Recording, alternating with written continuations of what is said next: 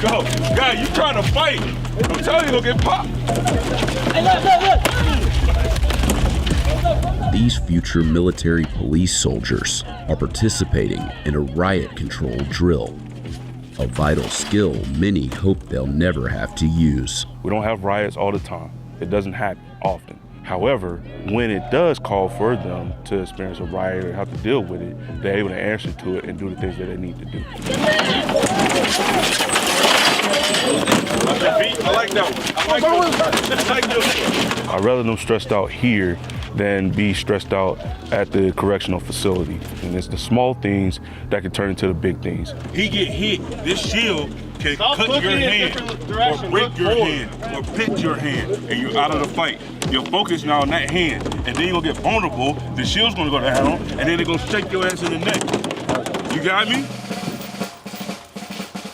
They're in the middle of their 10-week training program to become military police soldiers, or MPs.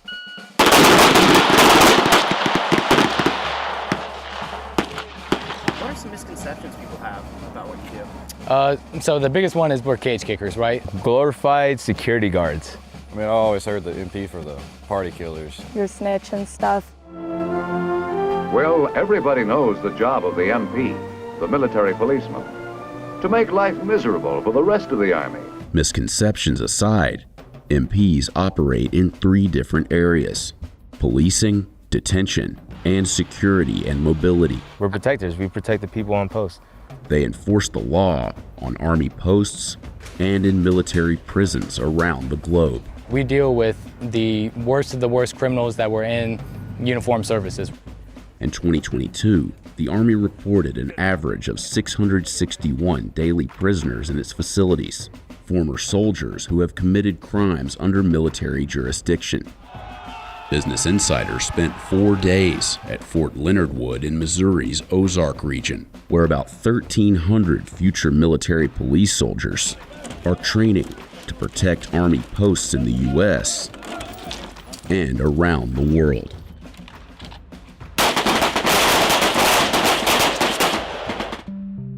There are 5 military occupational specialties, or MOSs, for enlisted soldiers within the Military Police Corps. Commissioned military police officers are 31 alphas and lead the different MP MOSs. During our time at Fort Leonard Wood, we observed the training of 31 Bravos and 31 Echoes. In 2024, the base salary for an entry-level MP started at about $2,000 a month.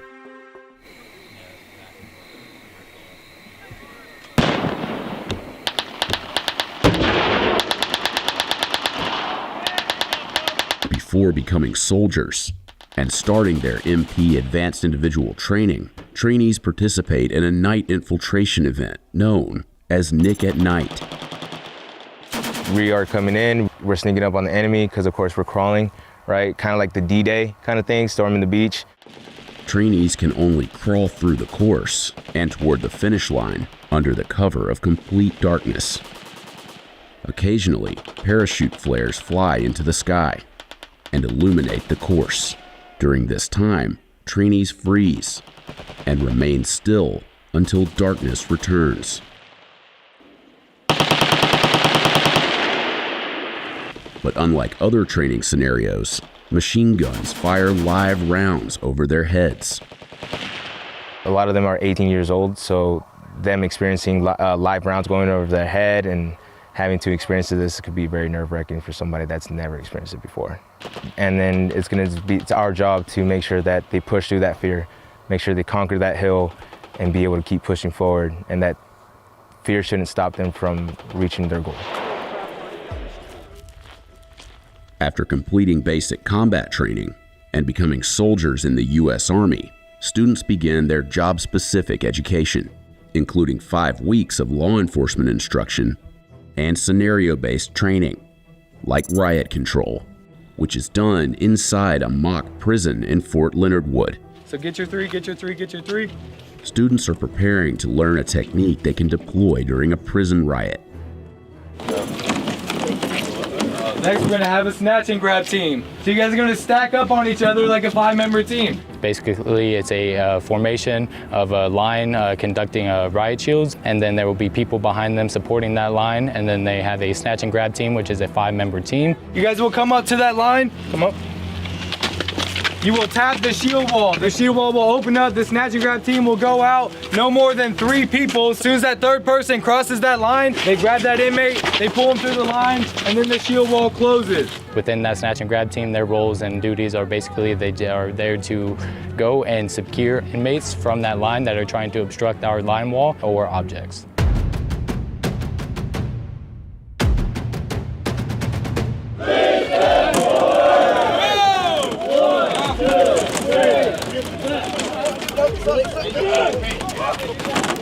After learning the technique, it's time to put it into action. Get back! Get back! Get back!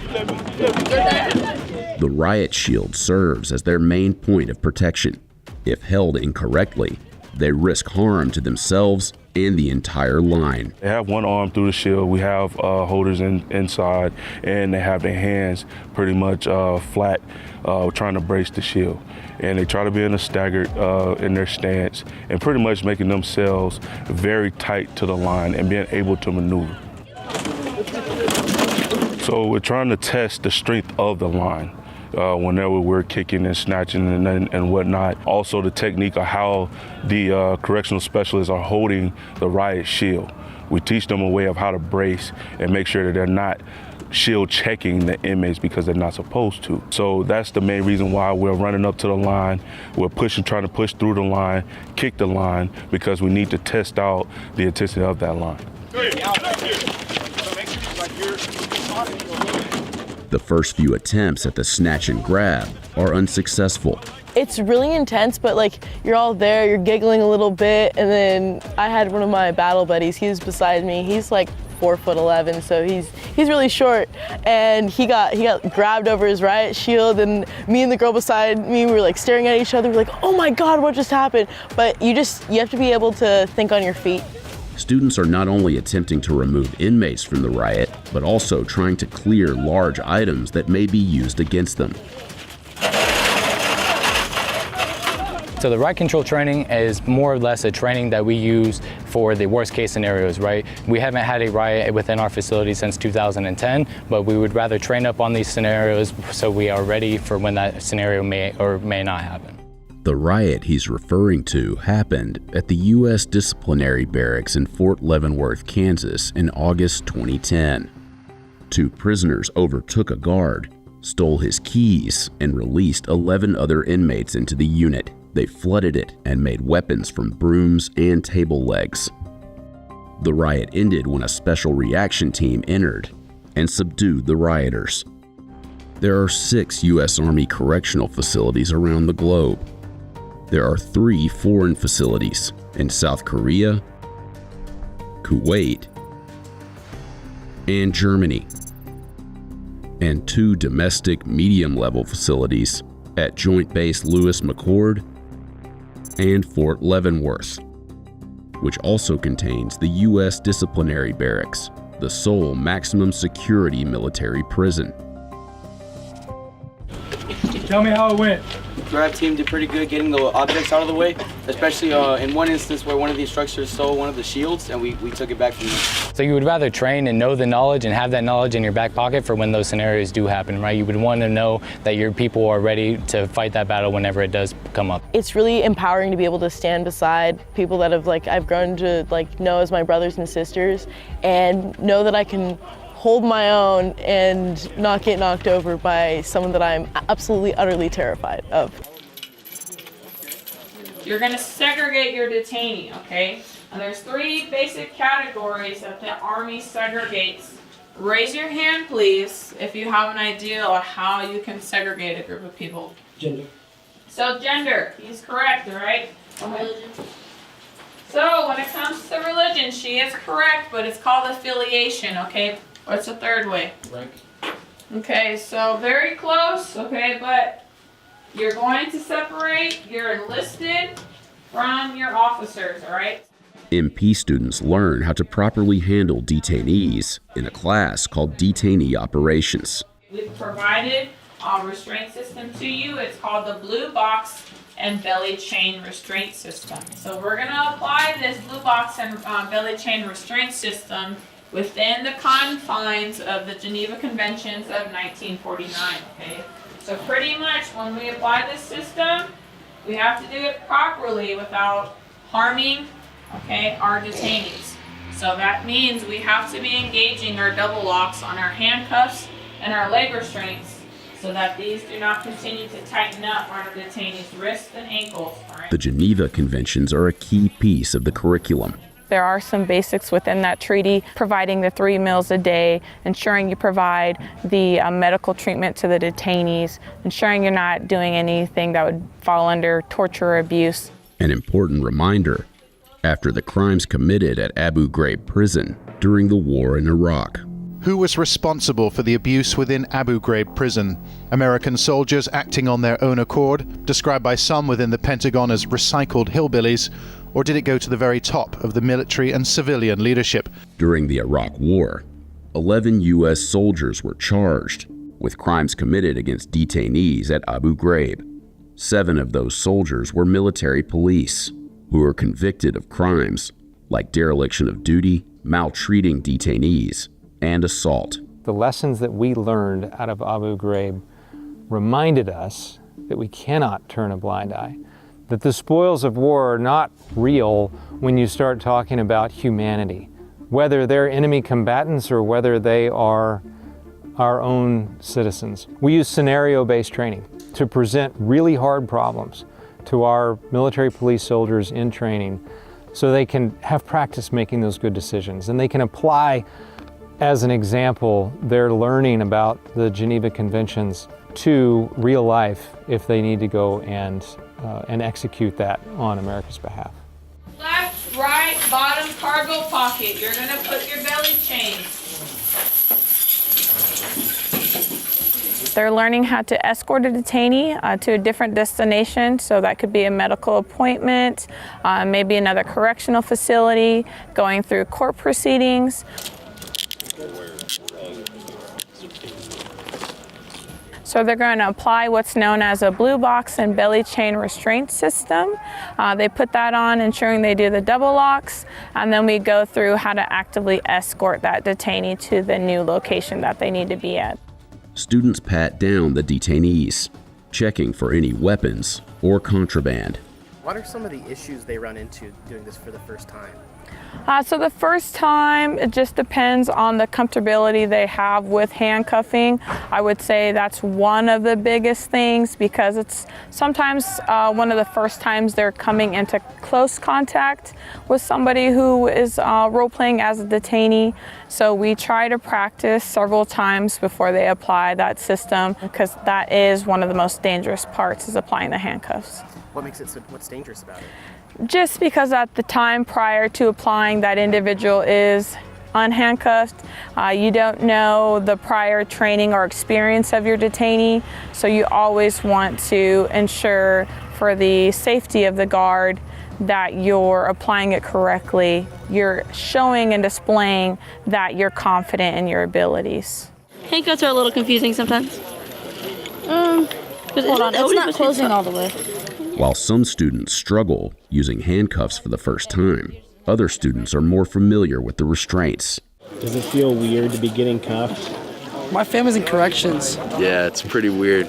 It's a weird feeling. What if I told you it wasn't my first? No, I'm playing. Does it feel weird getting cuffed? No, I've had it happen before. Wait a second. When you joined the Army, is this the image that you had of yourself in full restraints that you want to send to your mom? Honestly, yeah, I would say so, probably. I signed up for 31 Bravo, something like that.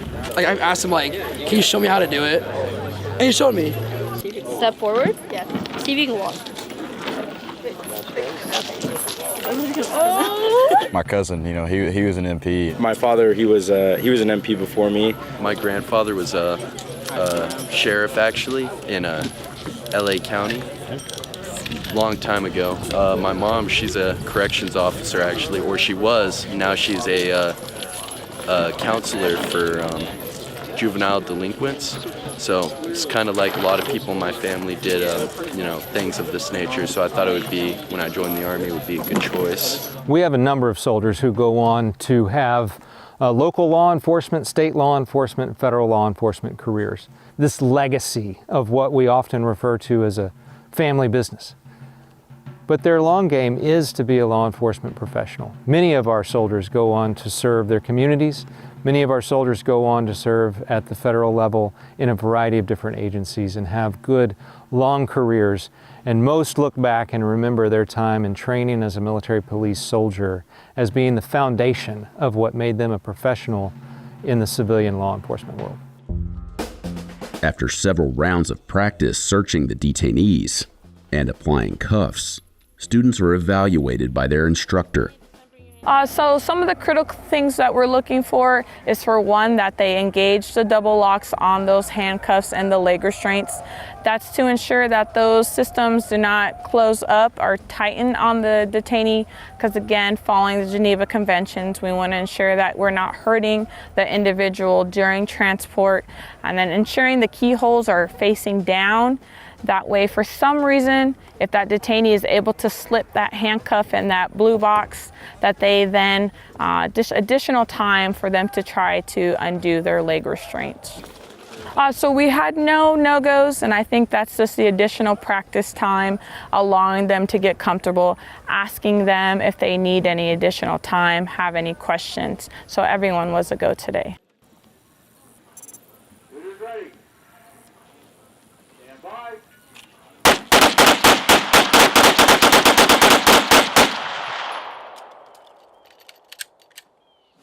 Military police soldiers trained to fire the M17 Sig Sauer 9mm handgun. You cannot be lazy today. Hold that weapon high and tight. So today we're just going over firing familiarization. It's just trying to get repetition for the trainees to get used to the handgun. Majority of them have never shot before or used a handgun or any type of weapon before. Have you guys shot a 9mm before? I'm probably law enforcement. I've shot a 9mm before. Oh yeah? So will this be easy then? Yeah, it's pretty easy. The only thing that's not easy, like for law enforcement, we never shot so far. Normally every interaction we're up close and personal. Firing weapons from farther away isn't the only difference between military police soldiers and civilian law enforcement. We cannot do certain things that civilian cops can do. I say one of the biggest ones is the escalation of force, how you could put your hands on somebody so very quickly.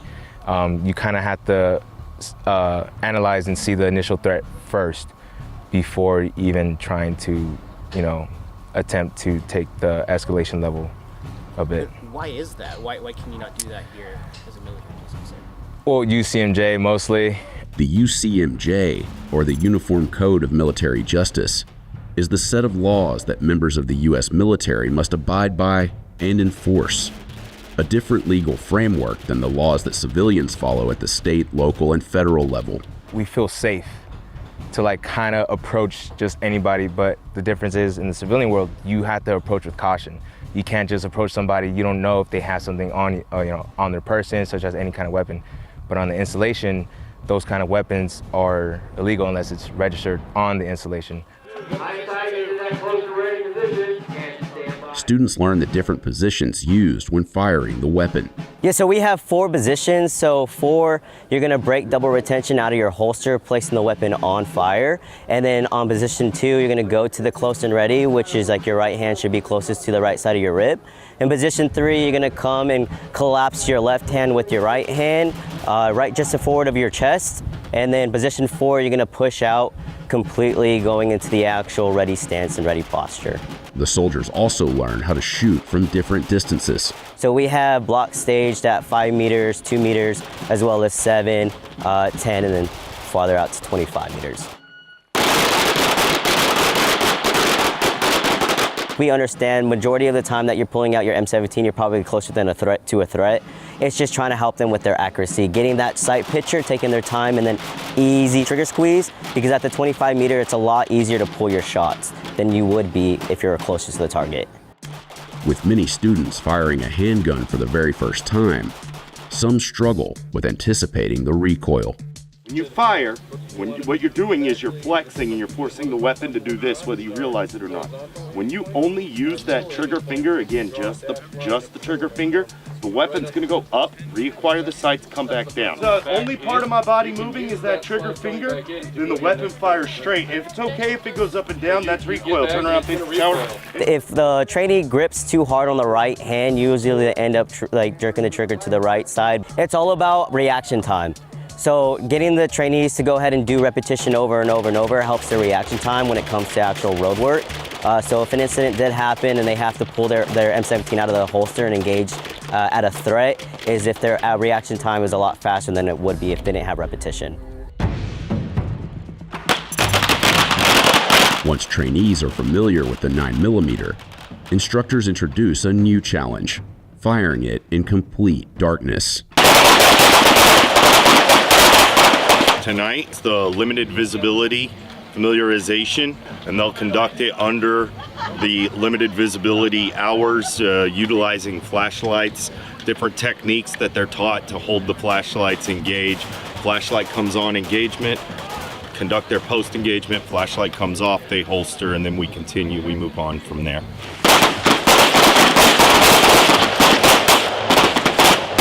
You don't want to turn on the light, give away your element of surprise. Sometimes law enforcement, that's what we use as our benefit, you know, when we're entering into a building or anything like that. Let's just say a shooter in a building, power is out. Last thing you want to do is turn the lights on. If they're hiding somewhere or a basement of a building or a house, that element of surprise is absolutely imperative for the law enforcement officer.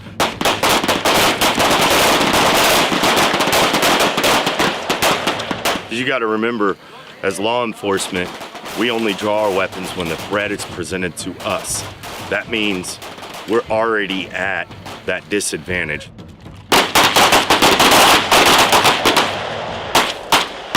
Clear. Clear. All right, so there's multiple techniques you're going to use. The first technique, we call it the Harris technique, and that is flashlight oriented towards your target, flashlight hand underneath firing hand, backs of the hands together, punch out. From here, you can acquire your sights and engage the target. The second technique we teach is what we call the neck index. The neck index, your elbow kind of stays tucked in as much as you can, flashlight pointed towards your target. One-handed, with your firing hand, your dominant firing hand, you punch out towards your target as if you're ready to conduct an engagement, straight up and down, slight cant to help absorb that recoil or conduct recoil management.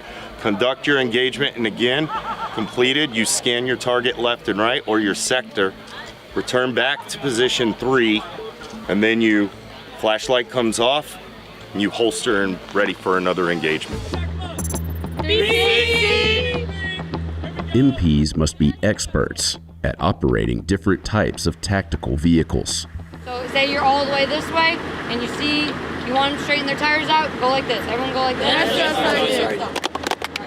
Before the drive, they learn the proper hand signals used to direct the M1151A1 Humvee. Getting behind the wheel with the tactical vehicles, it is a little bit different. When it comes to steering and maneuvering the vehicle, you need a ground guide when it comes to that, so we'll have someone outside of the car directing us and when to turn and back up. Now back them up. Back them up. Walk with them so you can see. So we learn how to actually drive the vehicle, and then we go on a convoy and do all that practical exercise and stuff like that, really getting hands-on with all the vehicles. Students load up in the Humvees and practice driving in a convoy. Are you ready? Yes. We're gonna take that part, we're gonna put it in drive. How is it different from driving a regular car? For the most part, it's honestly kind of similar. This practice comes into play when we're out in the field in real life, knowing the basics, knowing how to trust yourself, and knowing that everyone else that may be in your squad you'll be able to trust them when it comes to, like, if anything were to break down, you know how to fix it, stuff like that.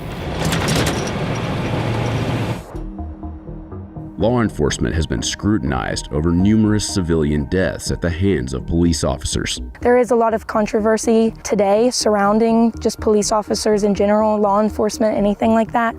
Although there are many differences between military and civilian police, we asked the 14th Military Police Brigade how this has affected their curriculum for future MPs.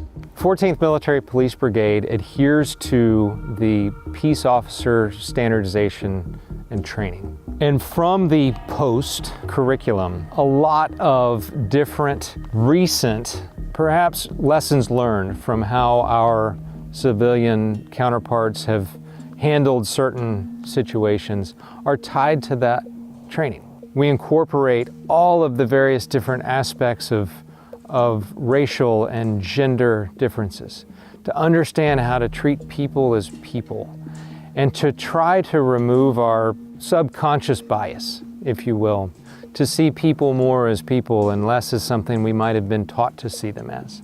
And so for about 5 weeks, our law enforcement professionals in training go through a bunch of scenarios that are tied directly to the Peace Officer Standardization and Training, much of which includes those lessons learned from challenges our nation has faced in the recent past and the distant past. A big thing that I am really wanting to advance towards is getting rid of those stereotypes that all police officers are bad or whatever. I want to be able to make that change and be able to change people's perception of the MOS and just in civilian world as well. I think that would be really, really good. All over the world, the United States Army is on the alert to defend our country. The Military Police Corps has a big part in this defense. Military law enforcement officers have served since the Revolutionary War, but the Military Police Corps that exists today wasn't formally established until 1941. It was the MP who guarded the security of United Nations personnel and documents. Since its founding, the Military Police Corps has protected bases and provided security in every major conflict. The U.S. Army found the MP skill set aligned well with small-scale counterinsurgency missions in Iraq and Afghanistan. But as the military transitions to potential large-scale combat operations in the Indo-Pacific and Eastern Europe, the Army is also training MPs to be warfighters. In February 2024, the Army announced plans to restructure its force, moving 3,000 MPs and cavalry scouts to new roles.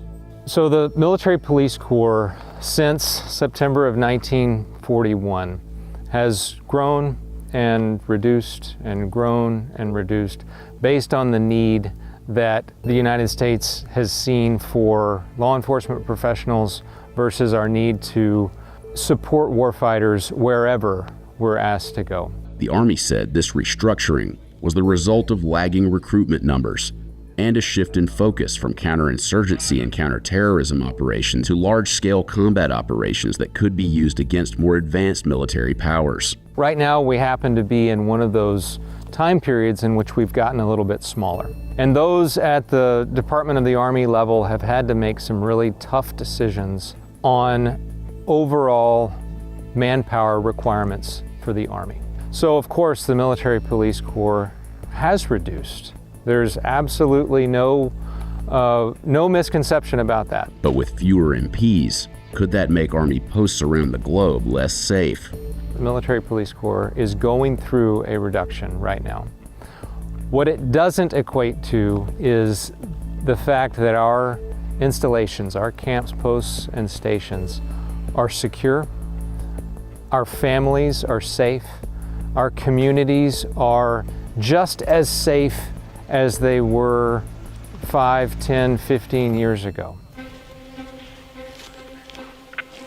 Copy, Tango, out. A lot of people believe they're just law enforcement, police types, but we are also dedicated warfighters. We are here to fight and win our nation's wars. In addition to the law enforcement and correctional training these future MPs receive, they participate in intense Army training. As part of their training to become warfighters, future MPs participate in a field training exercise. In the first phase, trainees set up 360-degree perimeters. And also, you conduct a thing called SEALs. All right, stop, look, listen, smell. The platoon is split into 3 teams: Alpha, Bravo, and Charlie. They say, Charlie team on your feet. Charlie team on your feet. Get in the zone facing that direction. Once a team is set and observing the perimeter, the next team is called to run out in front of them. Who am I signaling? To ensure they're headed in the right direction, Alpha Team's leader practices using his compass. All right, make sure you keep it level so it's not canted to one side and get stuck, all right? Yes, sir. 12 degrees until you see the next LDA. Yes, sir. It's on you.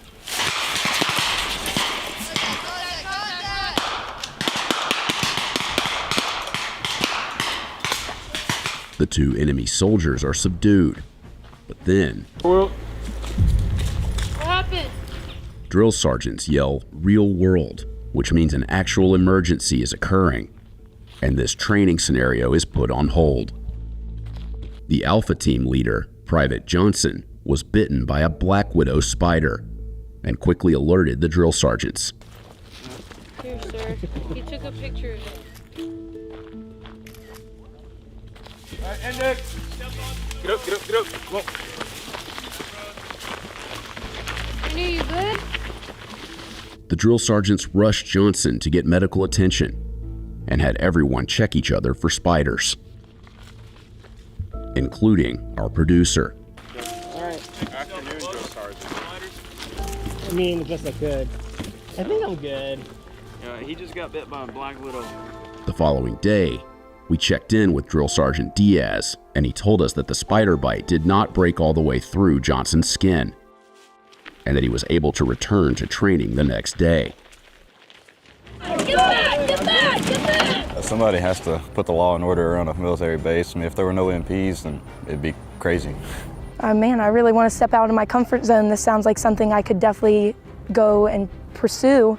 And so I just kind of took that leap. I think it's just been the biggest thing training with MPs is everything's by the book, down to business, and like most of all like integrity. It's one of our Army values, but here I think is like it's the strongest thing they're trying to enforce with us, because if the people who are supposed to be delivering justice aren't doing it, who's doing it?